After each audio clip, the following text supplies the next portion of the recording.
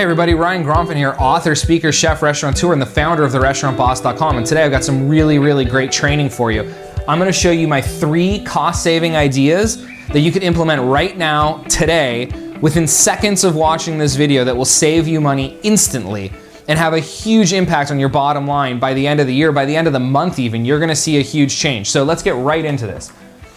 My first idea is what's called a descending dollar report. A descending dollar report. You can order this from your vendor, and basically what it is it will list from top to bottom the items you spend the most amount of money on in your restaurant down to the least. It has nothing to do with how many cases you buy or anything like that. It's total dollars.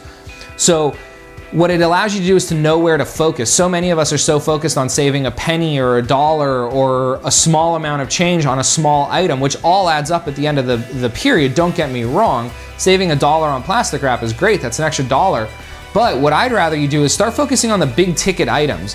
Again, it may not be an item that costs you an enormous amount of money. It may be a case of chicken that only costs you $30 or $40 or $50 a case. But if you're buying 50 or 60 cases a month and that's where you're spending the most amount of money in your restaurant, I want you to start right there. Substitute out the product to another brand of chicken or another cut or something, another style of chicken that is gonna be the exact same quality or better for less money. Maybe because you're buying so much, you can work out a deal with your vendor to lower you a dime or 15 cents a pound on this product because you're buying so much of it. And then once you work out a deal on that highest cost item or the item you're spending the most money on, then work your way down. You will be amazed at how much money you can save fast. I mean, like $500-600 a month, if not more, just by looking at a descending dollar report. My next tip is a prime vendor agreement.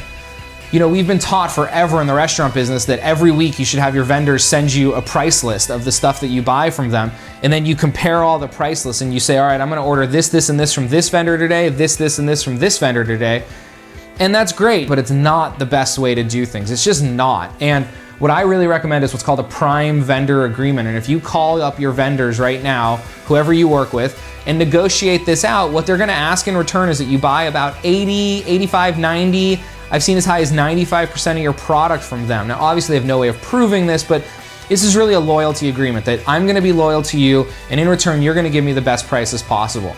The reason they're willing to do this is it saves them dollars on marketing, and it saves their rep time on fighting for your business. If you're constantly looking for somewhere else to buy product from them and you're not giving them all of your business, that company has to go spend dollars on marketing. They have to send reps out to see you on a regular basis. They have to be giving you all kinds of coupons and specials. And at the end of the day, it's not worth it for them. They'd rather just know that they're gonna get $20,000 in business from you a month. And in exchange for that, they're gonna give you the best pricing out there. Now, every once in a while, I still suggest that you check up with your other vendors on pricing to make sure you're still getting the best pricing. But I can't tell you enough how important this is, a prime vendor agreement. And then my last cost-saving idea is lowering your inventory. I know that sounds so obvious, so blatant obvious, but I can't tell you how many restaurants I walk into that have just huge amounts of inventory on their shelves. And what is inventory on a shelf? That's dollars not in your pocket. So get that stuff off the shelves. Now, you may get a better deal. You may save a couple of dollars by buying soy sauce in a 5-gallon bucket instead of buying soy sauce in 1-gallon jars or jugs, whatever.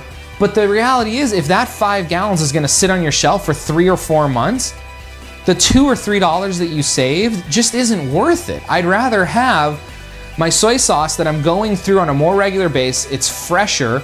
You're gonna get less waste because your kitchen staff knows that it's in shorter supply, or when it gets low, they know that there's not another one right behind it. So they're gonna be more careful with it.